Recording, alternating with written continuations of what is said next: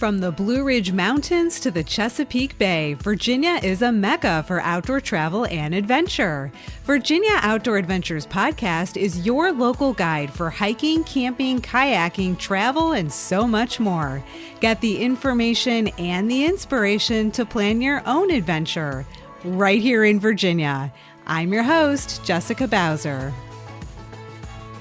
Nestled between the Potomac and Rappahannock Rivers, King George County is a destination that offers adventure on land and water. Our guests, Jenna and Warren Veazey, members of the Friends of Dahlgren Railroad Heritage Trail and the Friends of Caledon State Park, lead us on an exploration of this Northern Neck community's hidden gems. Hike, run, or cycle the Dahlgren Railroad Heritage Trail, a converted railway where you'll find everything from smooth, accessible pathways to more rugged terrain. Along the Dahlgren Trail, you'll discover Poetry on the Trail, featuring works by Virginia poets paired with nature facts, inviting trail users to connect with the landscape. We'll also explore Caledon State Park, known for its old-growth forests and abundance of bald eagles. Caledon offers primitive riverside camping, guided kayak programs, and wildlife viewing. King George provides multiple river access points for kayaking, fishing, boating, and more. And when the adventure winds down, you'll find waterfront dining and local breweries and wineries serving up the best of the region. Jenna and Warren help you plan the perfect King George weekend getaway full of natural beauty and unforgettable Potomac River sunsets. Find it all between the rivers in this Virginia adventure town. Let's go. Jenna and Warren, welcome to Virginia Outdoor Adventures. Thank you so much. We're so excited to be here. Yeah, can't wait to talk about King George with you. What do you love about King George?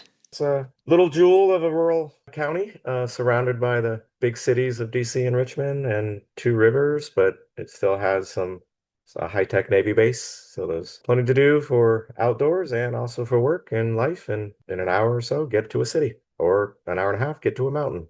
Hands down, I was going to say natural beauty. It's so gorgeous here.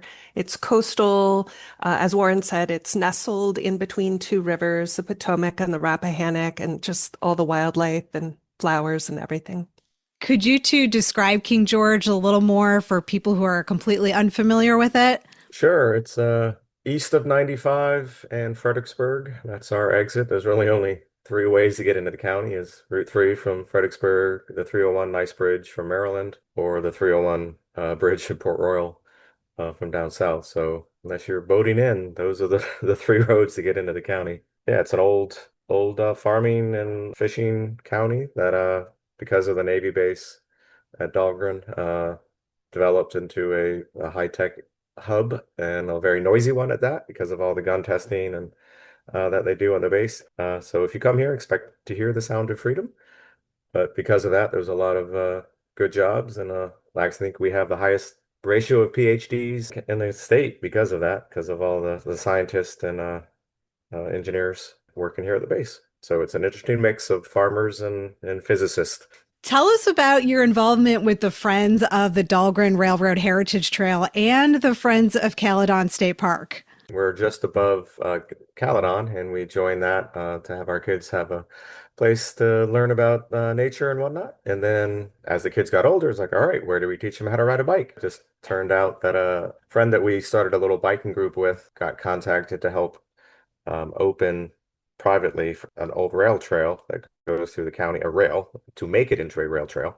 So we started volunteering back in 2006, and for the last 19 years, been out maintaining the trail and taught the kids how to ride a bike, taught the kids how to hike. Now they've all moved on, and we're still out here volunteering at Caledon and at the Friends of the Dahlgren Trail. In some ways, I feel like we identified really early on when we moved here how important Caledon State Park was and how beautiful it was. And so it was important to both of us to be volunteers there. Warren kind of dipped his toe in first, becoming the Friends of Caledon, getting on the board. And then, as he said, when the Dahlgren Railroad Heritage Trail friends group started forming, he decided that he needed to volunteer there. And so I took over his position with our kids being a little bit older. I took over his position at the Friends of board. I assisted in the beginning with some of their art and wine festivals, and now I continue mainly as a volunteer master naturalist, helping out with some of their programming. So we're still pretty involved.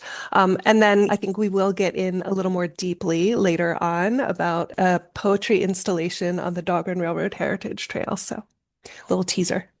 Yes, I'm excited to dive into both the rail trail and the state park because I feel like both of those are gems in King George County. And in fact, I'm super excited to have both of you as guests. Do you remember when we met each other a couple of years back at an outdoor adventure expo and you two came up to me and you were telling me about poetry on the trail and about Caledon, and we hit it off right away because I'm a member of the Friends of Mason Neck State Park. You're a member of your Friends groups. And I think we had that volunteerism and stewardship connection right away. And so I think we were fast friends. So when you two were identified as potential guests for this episode, I thought that was absolutely perfect because of your involvement in the community, your involvement in the trails and the parks. I think you were the perfect choice for this episode. So I'm super excited to talk about the Dahlgren Trail and the state park. And of course, also the river access, because that's what makes King George County. I mean, there's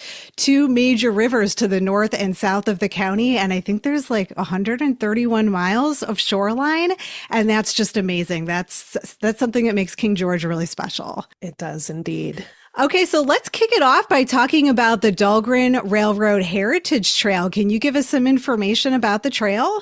So in 41, 42 is when the Navy decided they needed to have a railroad to the Navy base because back then the river would freeze over quite often, several months a year, and they needed to test fire every gun, every large caliber gun that was going to go out to the fleet before they put it out on the fleet. So couldn't have it, shut down for a couple months out of the year. So they built this railroad from Fredericksburg all the way to King George to the base and used it until about 62, actually as a commuter rail, in addition to, carrying the ammunition and whatnot. CSX eventually took over the whole thing, and they stopped really using our section of it, I think in 86, 82, 86 timeframe. So they put it up for sale. None of the local adjacent property owners wanted to buy it. So Joe Williams, who was on the planning commission here in the county, saw, it was sitting around unbought for years, and he thought it would be a perfect opportunity to buy and give it to the county as a county park. So he bought it, and then David Brickley, who was the head of DCR, Department of Conservation and Recreation, actually came out and visited it and said, "Oh, this would make a great park." So he attempted to do that during his stay in office down there, but couldn't get it through. So he decided, all right, we're going to open it up and let the public use it. And that's what we've been doing for the last 19 years. It's been a private property, a free permit that you sign up and agree not to be a bad neighbor to any of the hundred and some properties that touch the trail. And we have, I don't know, approaching 10,000 free permits of people to come out to use the trail. We hold several races over the year. I think we had our 17th annual 50K and I think 16th annual half marathon, first weekend in August. And then we also do a race in February. Another local resident has started his own race called Sheets to Sheets. It's now in April, which sells out within like an hour for 350 spots.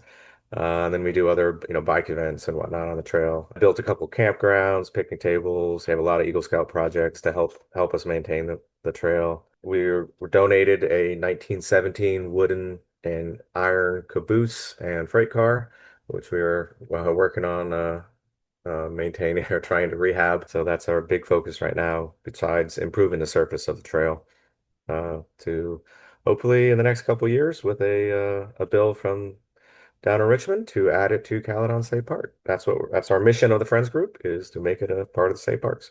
As you can tell, we're very involved with with the Dahlgren Railroad Heritage Trail, and lots of scheduled activities, races, bike events. And when you go out on the trail, you will see people walking their dogs or running for leisure. And I earlier mentioned how I'm just such a nature lover, and I really love watching the birds, the wildlife, and the trail is so varied. You have farmland, you have forest, you have marshy areas, wetlands, really, really gorgeous opportunities to see wildlife. And I thought, wow, we have these really neat benches along the trail, but I never see anybody just kind of hanging out and, watching birds, watching for wildlife. I say birds because I think of the green heron and the great blue heron that we often see along with all the turtles and sometimes beaver and muskrats even. So cool. So I thought, well, I'm a poet and a poetry lover, and poetry in public spaces is not a new idea. Wouldn't it be super cool to somehow get poetry on this trail? And I thought, I know, QR codes. So along those benches, we have a series of 7. I installed a QR code on each of those 7 benches with really kind of unique vistas. And if you use your phone to pull up the QR code, you can get a poem, a nature poem written by a poet living in Virginia. You can hear it read to you in their voice. And then I worked with my local master naturalist group to actually put in some, I call them nature notes, about what's so unique about that particular spot that you're standing in. Are there pawpaws behind you or mayaples along your feet? Are you looking at a beaver-made wetlands? It's called Poetry on the Trail. My hope in creating it was that the users who are already familiar with the Dahlgren Railroad Heritage Trail would be invited to kind of sit with the trail a little more intimately. And the other hope was people who had never heard of the Dahlgren Railroad Heritage Trail might think, oh, that's kind of cool. Let me go visit that. Let me go check that out. And then would become trail lovers, just like us. It is really cool. When we were together on the trail, we went to all 7 benches and you scanned every QR code. And I thought it was really beautifully presented, the way there was a photo and then the poem is printed on your screen. But also, like you said, you could hear the author reading it in their own voice, and then to have some actual facts about that area. I think it gives people an opportunity to really interact with a trail and with nature in a way that probably they wouldn't otherwise. I mean, to be able to learn about a beaver created marshland. I mean, maybe people will notice a beaver or a beaver hut when they're going by, but also maybe they wouldn't otherwise. Just a really great opportunity to interact and learn something. And some of these poets are so talented. I mean, I was moved almost to tears a couple of times just at how beautiful the writing is. And they're all short. Nothing is very long, but just a little short snippet that really gets you thinking about the beauty that you're surrounded by and how lucky we are to have it. It's such a wonderful showcase for all the poets that we have in Virginia. We change over the poems every season. This is our 3rd season on the Dahlgren Railroad Heritage Trail. So we're just getting ready to change over. By the time the podcast airs, we'll have a new crop of poems on. So we're constantly having a reason to invite people to come back, come hear these poems. It's very unique. And doesn't the Dahlgren Trail also have a sister trail somewhere else in Virginia that does something similar? It does. It does. I'm so excited. Last year, we partnered with the Elizabeth River Trail with one of my favorite people ever, Kendra. And we have poetry on the trail now on the Elizabeth River Trail. Yeah. And I bring that up because not only is it something that people would be interested in, but Kendra McDonald Green has been a guest on this podcast in the past. She's the executive director of the Elizabeth River Trail. I should probably put a link to that episode in the show notes for anybody who would like to learn about the Elizabeth River Trail down in Norfolk. But I think it's so cool that the two of you get together and you put a call out for entries, and anybody who wants to submit can, right? And then the two of you go through all of those poems and select the ones that are going to be chosen for the next period of time. So, I mean, kudos to both of you for doing that so that the rest of us can enjoy it. Thank you. Thank you. It's so much fun. Did you know your local park depends on people just like you? The Virginia Association for Parks connects volunteers, neighbors, and outdoor lovers to support the parks we all enjoy. When you join your local friends group, you're not just giving back. You're helping to protect trails and natural resources, create educational programs, and keep our outdoor spaces thriving for generations to come. Becoming a volunteer is a fun and rewarding way to meet new people, make a difference in your community, and ensure that future adventurers have the same opportunities to enjoy Virginia's incredible parks. Whether you have a few hours a month or a few days a year, your time and energy can make a lasting impact. Join today, support your local park, and be a part of something bigger than yourself. Visit virginiaparks.org or tap on Virginia Association for Parks in your show notes to find your local friends group and start making a difference. I want to talk a little bit more about the trail, just as far as like what the surface of it is like, how long it is, where the access points are, so that anybody who wants to come ride the Dahlgren Trail is prepared and knows where to go. So, Warren, could you talk a little bit about those details? Sure. The trail itself is, I think, 15.7 miles. The last half mile to get to the eastern end at 301, right at Gate B of the Dahlgren base, is privately held, but it still exists, and I'm sure will be kept and hopefully eventually donated along with the other 15.7.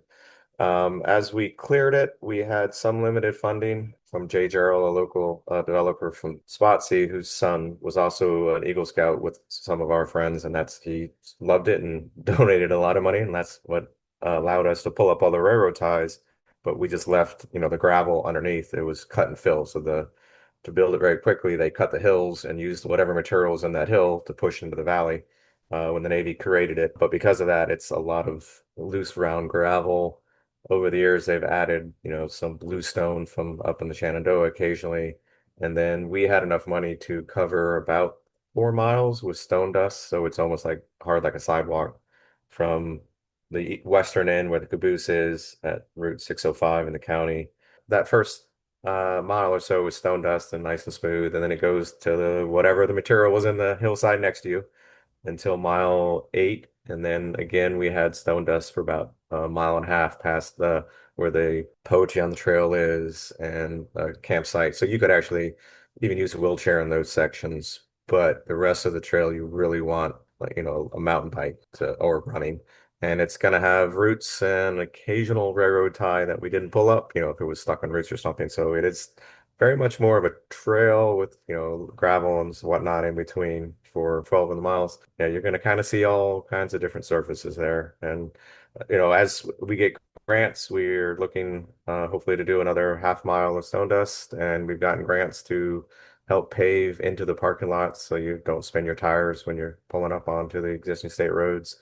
But I think we have 5 real state crossings, regular state roads. 605, as I mentioned, Commerce Road has a good parking lot. Indiantown Road 610 is another good parking lot right in the center of the trail. And then you really need to go all the way to the eastern end where you can park at the Walmart parking lot or the Sheets and walk onto the trail from there. And that's where we have the run. Just this past weekend, we had 260 runners down the trail from one end to the other and back. So it's well used, but it does vary. So that's one of the things we're trying to do as friends is improve the surfaces as we get our funding. Besides the caboose, that's our major thing. 100% of all donations go to that to improve the trail. I would also note that there is a website that has a map and all the access locations, and I'll link that in the show notes so that people don't have to try to figure out where these access points are. There are addresses that you can plug into your GPS to get you there. But I think for planning purposes, the type of surface, I think is most important to note, because at mile 0, it's pretty accessible. So if you've got young kids with you or you're walking and you have strollers or wheelchairs or whatever it may be, the beginning of the trail is pretty friendly for that. But then like once you start getting farther down the trail, then it's more like a hiking trail, rocks, roots. If you don't have a type of bike that can accommodate that, then you're probably going to want to stick to the beginning of the trail. One of the Eagle Scout projects was for a handicap accessible picnic table at the mile 0. We've got a few little gems here and there, but yeah, the rest of it's very much still rough. If you look at the link, I think we have little descriptions on our dahlgrentrail.org website that kind of gives you the hint, between this section and this section, you're going to have large stones, or nope, this is good, stone dust. You can take a baby stroller out if you want. Right. And can you talk a little bit about permits and then also like group events or overnight stays? So as I mentioned, it's privately owned. We still have paper permits to, free permit to use the trail. Obviously, everybody wants everything digital now, so we've gotten to the point where we have QR codes that you simply put in your name and address and click, I agree not to wander off the trail, leave trash, the usual, and leave no trace, and then you're good to go. And allows you and I think it's up to 10 friends to come along with you. We do have another Eagle Scout project where we built a campground around mile 8.5, which is about a half a mile off of the parking lot area, where we hold our, annual New Year's Day now because we're getting old instead of New Year's Eve parties. But there's, I think, 4 picnic tables there. We just bought some new ones, large fire ring with a wire screen that I built over top so you can have a fire year round. That screen helps you cover the open fire law. But yeah, it's you just have to contact us, the trail, to say, hey, I would like to use the campsite. It's free. Just want to make sure you're using it and nobody else crashes your tent. So we just try to, it's strictly for scheduling and deconflicting, just letting us know when you're going to use it. Yeah, I was really surprised to see that there was a large picnic area with room to set up tents. I thought that was really unique. You don't often see that on trail, so that was kind of nice. And for it all to be available for free, you just need to go to the website and put your information in. I think that's fantastic. And then, Jenna, do you want to say exactly on the trail where the poetry spots are? Yes, thank you. The poetry on the trail is actually located right in the middle of the roughly 16 miles. So it begins around mile 8. The entire trail is 1 mile long out, and then you have to come back. And it's accessible from the Route 610 parking lot. And there's a little lot there with room for several cars. And that is the same place where you would go to access that campground area. Fall is here, and Virginia state parks are calling your name. Experience the breathtaking beauty of autumn with vibrant foliage, crisp air, and endless outdoor activities. From hiking through Golden Forest to cozying up by a campfire, there's no better place to enjoy the season. Capture the magic of fall with family and friends in a stunning state park. From the shores of the Atlantic Ocean and Chesapeake Bay to the Blue Ridge Mountains and Cumberland Gap, adventure is never far away. Start planning your adventure by tapping on Virginia State Parks in your show notes or by visiting virginiastateparks.gov. Aside from the Dahlgren Railroad Heritage Trail, King George is surrounded by 2 major rivers in Virginia, which I think is what makes it so unique. We've got the Potomac and the Rappahannock. So for people who love water sports and are drawn to water activities, could you go over some of the access points and what people need to know? On the Rappahannock side, we have Hop Yard Landing, which is a new NWR spot that was put in with, I think, it's parking for like 12 boats and trailers, so it's got plenty of room. It does fill up with fishermen on the weekends, but it's actually quite large and new. And then downriver from that, just below the 301 Port Royal section of the county, is Wilmot Landing, which is much smaller, gravel, but still has good access, and that's a much quieter part of the river on the Rappahannock. And then on the Potomac side, Caledon actually has a mile and a half or more of riverfront, but there's no driving down to it. You have to hike down about 2.5 miles. They have to the campground. I think we have 6 spots and a kayak rack or whatnot. So you can put in there. The 301 bridge, we have a little small county park called Wayside, which you can park 50 yards away from the Sandy River, and you can drag your boat over and put in there. And then we have 2 privately owned boat launches, Machota Creek Marina and Dahlgren, which also rents kayaks and whatnot. You can put in there and has a nice cafe. And then over on upriver is at Fairview Beach, We have Fairview Beach Marina right now. Doesn't have a restaurant attached to it, but has a full service marina for gas and for launching. And then Tim's 2, I believe, will let you launch right at the base of the pier restaurant and park there. So those are the current accesses we have to the river. And the military, obviously, you can put in at the Navy base as well. There's lots of water access in King George, but I think this is great for anybody who's interested in fishing, for wildlife viewing, for camping, and of course for paddling and boating and any of those water activities. There's great access points. What I thought was really enjoyable was how much wildlife there is. I mean, we saw so many different things in just 2 short days. We saw bald eagles, we saw ospreys, herons, all kinds of other wildlife. And it was so cool to see those things up close. I think there's great opportunities for wildlife watching that probably, not that you couldn't see them in other places, but there's really an abundance of wildlife there. Yeah, we're still a very rural county. Like there's 28,000 residents in the whole county. So there's a lot of green space, a lot of connected green space. So all the animals can still get around. They're not isolated in little islands from development. So it's still a very vibrant wildlife area to be able to see everything. And, we're a major stop, I guess, for bald eagles and a lot of, other ducks and things flying north and south, twice a year. Being in the middle of the Atlantic Flyway is so much to see. And then as far as access, I wanted to make sure we pointed out, if you have your own boat or kayak or canoe, it's best to bring it. But if you do not, I'm glad you mentioned Machota Creek Marina because you can rent them there. And so that's one place to rent them. And then the other really great option is Caledon State Park because they have guided kayak programs. I'm pretty sure they do a morning program and then the evening program is really popular. Like if you want to go on a sunset paddle, you better get on their website and call up the park to make your reservation because otherwise you might be out of luck. They fill up pretty quickly, I understand. It is one of my favorite volunteer activities to help out with their paddling programs. And yeah, you're absolutely right. The sunsets on the Potomac are just amazing.